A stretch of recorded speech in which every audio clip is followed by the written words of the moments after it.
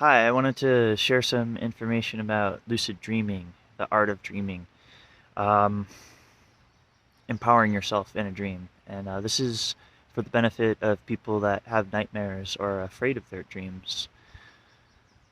My advice to people that are afraid of their dreams is to practice dreaming, practice the art of dreaming until you become good at dreaming. Because when you become good at dreaming, a big scary monster, a dragon that's coming up, you simply go in your dream, and it turns into a kitten. It's that simple. You have absolute control over your dream, but you have to know it and you have to believe it.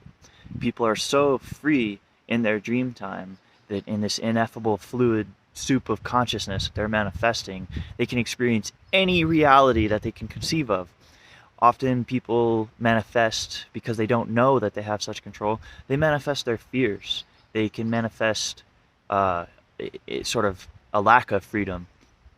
So, uh, so to deal with this, I recommend practicing dreaming. So I want to lay out a couple of techniques that I think are really useful to get good at dreaming. Um, I have to start with this one because it is the number one most important tool to learn about your dream life, and that is keeping a dream journal. That is the number one best thing you can do. And it's for multiple reasons. When you wake up in the morning and you focus on your dreams and you remember them before you lose them, what you're doing is bringing your dreaming life closer to your waking life. So you can analyze them, write down all the details before they fade away in the next few minutes of being awake. By bringing your dream life closer to your waking life, you are also bringing your waking life closer to your dream life. So you're bringing those two worlds closer together because they're really just one world, your inner space. So by cultivating and cherishing and remembering your dreams in the morning, it makes it more likely that you will remember your waking life during a dream, and you will then realize that you are in fact dreaming. And as soon as you realize you are dreaming, then so it's like this. In a dream, let's say you realize you're dreaming. Now, you want an apple to appear in your hand. Do you have to sit and think and go, apple, it's red, it's got leaves, it's shiny? No, no effort. There's the apple. That's how effortless dreaming is. That's how powerful the mind is you can literally snap your fingers and you are in this fantastic world, this ancient city, with like hot air balloons and shining flying elephants in the sky, whatever. It's like literally, and your mind can render infinite details. But the key is effortlessness. The key is just knowing that you are the one generating this experience. And the more effort you put into it, the more you're sort of reinforcing the lack of your own control and belief in your own control. So anyway, if you want to get good at dreaming, the most important thing you can do is keep a dream journal. There's plenty of techniques to become lucid, and I'm not going to go into all of them, like say flipping light switches or looking at a clock or looking at your hands. All that stuff is great and it's pretty well known, and people can look that up. So I want to go a little deeper. I want to go into how to truly empower yourself in a dream. So,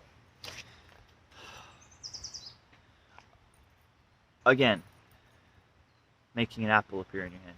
Well, let's focus on waking life right now, okay? I'm imagining a tiny purple elephant in my hand. It exists in my imagination right now. I can see it. I can see it. It's a little tiny purple elephant kind of dancing around, okay? You can kind of imagine it too. It exists in our shared imagination. It's that effortless, okay? Now, disappear it into smoke. Now check it out. I'm visualizing a golden pyramid around my body. It's effortless. You don't have to see it. People think that, oh, I don't actually see it. Does that mean I'm imagining it? Just imagine it. It's the effortlessness is the key. A tiny spark of light in my hand, and it just expanded out like a bubble across the entire universe, like a shockwave. All right, practicing this in waking life, and also practicing like qigong type movements, and things like that, energy work, in waking life applies to the dream life. So, scary things in a dream. All right. So, um, my partner recently, she had a dream, and she experienced sleep paralysis, and it was scary, and these like monsters came and all this stuff, and she woke up, and it was very uncomfortable for her. The next night, I had the same dream. I had full sleep paralysis, and these monsters came, and except I'm used to dreaming. I've practiced it for years, and so I was like, oh, and I didn't even get freaked out at all. I just put my fingers together, kind of like this, boop, and this golden pyramid just expanded and pushed it all away. And then I was like, the scary things were gone. And then I did a handstand in my dream, and then I floated up into the sky from my handstand. So, and then I knew I was dreaming, and I even remembered that my partner had the same, like a similar dream last night. So I actually pulled myself out of the dream, pulled myself out of sleep paralysis, just so I could wake up and tell her what happened. So anyway, I learned these techniques as something called psi, PSI, and that is basically the ability to, you imagine a little chi ball, an energy ball in your hand, okay? And you can assign a color to it, a texture to it. It's like glowing blue ball, okay? And the more you meditate and cultivate and build up that energy that in your own mind, and you can meditate, you can actually, like for example, absorb energy from the trees and condense it into this little chi ball. And then this chi ball, which is made of imagination, you don't have to necessarily believe that it exists in some sort of external energy field, although, you know, we'll look at that another time. You can make it more and more real. You can compress it down to this tiny little diamond of energy which came from the trees. For example, if you meditate under the stars for an hour and draw in and let the stars saturate your consciousness and then condense it down into something like this, you can tuck it in your ear. It's almost like a psychological object mnemonic device that is associated with that meditation. And then by simply remembering that object, you can access all that hours of meditation on starlight. If you meditate 10 minutes a day on the stars and store that energy in this psychological imaginary object, then this object can actually, and then you can do all kinds of stuff like with it. Now check it out. It's now in the center of the sun, in my imagination, back in my head. And so stuff like this, and then a good thing to do with these psi objects is to release them and dissipate them so they don't kind of take up energy in your mind. But there's some really awesome meditation techniques that this can allow for. So for example, in a dream you can, make a bubble around you, just push away all this other energy. But you actually have all this, like, if you just play with your imagination in waking life, you can also do that in your dream life. So that's a little bit of it. And people might be like, why spend so much energy and attention on your dreams? It's like, well, we spend a third of our lives in our dream world, and a lot of people suppress it, or run from it, or don't experience it, or they do a lot of, say, alcohol or cannabis or different other things that inhibit the dreaming life. But really, I think dream time is super important to our psychology, and empowering yourself and finding peace in your dream time can actually reverberate out into your waking life. Finding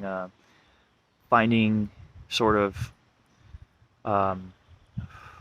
self-empowerment in your most personal inner space is like critical to manifesting that in your waking life. And what is waking life but a more stable level of a dream? This is again a topic for another video or conversation, but from my perspective, the universe is essentially a mind, or is information processing itself, and what we call reality is this the mind having condensed down via the rules of math into three-dimensional form and physics and stuff like that. And so the real world, I believe, is real, but also is fundamentally really a mind and really consciousness. And we are really just consciousness experiencing itself. And so learning how to manifest things in a dream, Apple, you know, flying, okay, all this stuff actually applies to manifestation in quote unquote real life also, or this level of the dream, this more stable level of reality that we think of as real. Um, okay, so I guess I want to talk about just a little bit further.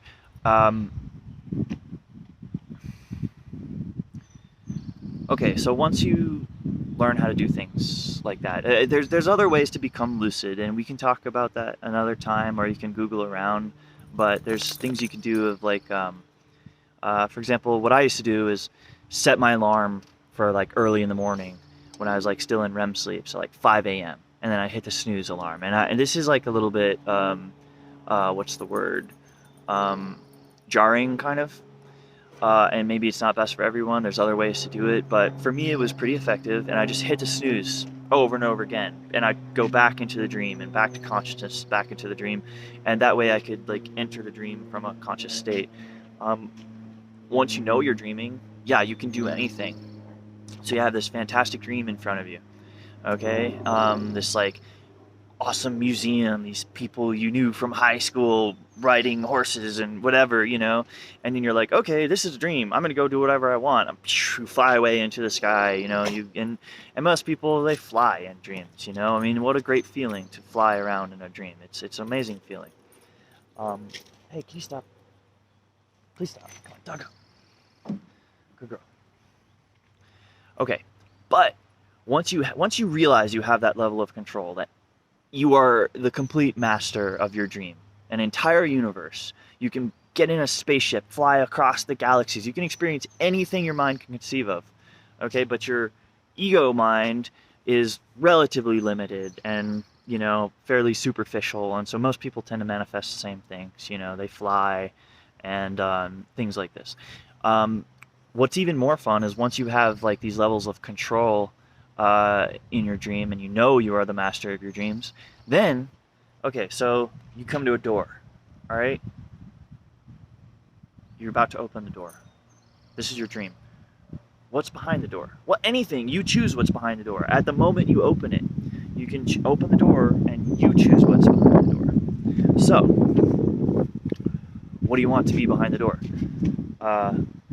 Willy Wonka's chocolate factory? The Akashic Records, an amazing library of all the knowledge of the universe, a portal to a beach planet, or what I like to do is wonder and not know. And that's a really fun place to be. So as you open the door, you say, what's behind the door? And you open it up and you see into your own subconscious, because your subconscious or superconscious, however you want to look at it, which is much bigger than this tiny little slice of time and space that we think of as our present moment, all of your experiences, all of your imagination can be behind that door, anything. And if you let your deeper self write the dream, it can be much more fantastical and complex and immersive and surprising than if you just like think in words, I'm going to manifest, whatever behind a dream. And the ego mind, the prefrontal cortex, the intellectual mind is relatively limited. So by opening the door and wondering what's behind it, anyway, so that's a really fun place to be, is when you have a dream and you realize you're dreaming, but instead of imposing your arbitrary will on the dream, you simply explore the dream, but knowing it's a dream. That's a really fun place to be. Back to the original topic of like nightmares and scary things. Dreams are actually a great place to face those things because you are in control, and you can convince yourself that you're not in control. But looking at those things clearly in a dream and knowing that you have the power, and then looking at them directly, gives you more power. It can help you cultivate a sense of inner peace and inner strength, and you can carry this into your waking life. And, Sometimes it's easier said than done, but so to sum all this long video up, that I'm at 15 minutes, is if someone's afraid of dreams, their own dreams, well, I think that's, you know, I think they're missing out because dreams are a wonderful experience and they can teach you a lot about yourself and it applies to waking life. So I think that my recommendation is to practice the art of dreaming. So to practice the art of dreaming, most important thing is keep a dream journal. That's the best way to get into dreaming, is to keep a dream journal and write your dreams down every morning, because that will bring the waking and dreaming life closer together until eventually one of the shamanistic goals is to have a single continuum of conscious experience. It's your own conscious experience, this waking life into the dream life into the waking life, without this like sense of separation. But anyway, that's farther. So keep a dream journal. Practice energy techniques, and it can be like projecting golden light, you know, raindrops falling made of like rose petals, and things like this. When you can actually walk around, you can like wear a cloak, and you can actually carry this imagination. I have multiple of these objects, like I talked about earlier, in my body that I've stored for years, and they represent different things to me. 3 of them specifically that I've kept for years, and I can actually cherish them and energize them, and then I walk around. One of them is a golden orb of light behind my back, and it radiates out. And if I sit here and I Om, I get it spinning, and it gets brighter and more solid and more real. And as I walk around in my day, it's there. It's like, it's imagination. You don't need to think of it as any more than that. But then again, if the universe is a mind, maybe it does work in more subtle and complex ways than is obvious. So anyway, to empower yourself in dreaming, 1, keep a dream journal. 2, practice things like in waking life. Practice projecting energy, golden light. You can imagine things effortlessly. Like I'm looking at myself on the screen. I just imagined dragons flying around in the sky behind me, and I can like see it. I can see these dragons behind me. Just effortless imagination, and then they just turn into flower petals and are just falling gently to the ground. So learning that while you're awake, that applies to a dream too. Also, I highly recommend things like qigong. That can really empower you during a dream. So doing things, for example, like praying for protection and stuff like that, that's all valid, and I think that's worthwhile. But then again, asking for protection in a dream creates a reality in which you need protection, and it creates a division rather than simply empowering yourself and recognizing that it's your dream and you have absolute control, even enough control to convince yourself that you don't have control. So I think I covered a lot of the basics here. Dreaming is wonderful. It applies to the rest of life. It's not just an escape from life. It's a opportunity to process deep things, and if things come up in your dreams, then they need to be processed, and if things come up that are scary and you run away from it, shut it down, then you have to carry that in your whole life, walk around not knowing, like always with that over your shoulder. So dreaming is a great opportunity to look at things super clearly and look at it just with presence, and then transmute it, and then carry that different transmuted energy into the rest of your life. Anyway, I hope this was some insights into the art of dreaming, lucid dreaming and stuff.